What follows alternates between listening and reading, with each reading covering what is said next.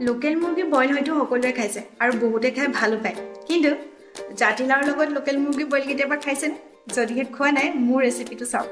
একেবাৰে তেলত ভজাৰ দৰেই সোৱাদ হয় আৰু মই খাই বহুতেই ভাল পাওঁ। গতিকে ভাবিলোঁ কি আপোনালোকৰ লগতো শ্বেয়াৰ কৰোঁ। এয়া মই লৈছোঁ অলপমান মাংস, ধনিয়া, জলকীয়া, নহৰু, আদা আৰু অলপমান পিঁয়াজ।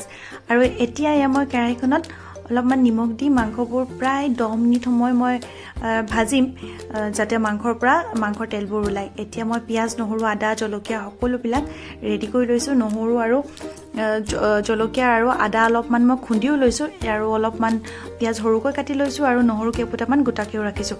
গোটাকৈ যদি নহৰু দিয়া হয় তেতিয়া খাবলৈ বইলত বেছি সোৱাদ লাগে।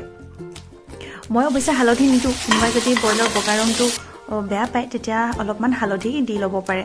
আৰু এতিয়া মই অলপমান দীঘলকৈ কটা লাওবোৰ দি অলপমান গৰম পানী দি মিডিয়াম ফ্লেমত প্ৰায় 45 মিনিট সময় বইল কৰিম। বইলত সদায় বেছি টাইম বইল কৰিলেহে খাবলৈ বেছি সোৱাদ হয়, আৰু তেতিয়া হাড়ৰ পৰা মাংসবোৰ এৰায়ো যায়। এয়া হৈ গ'ল ৰেডি।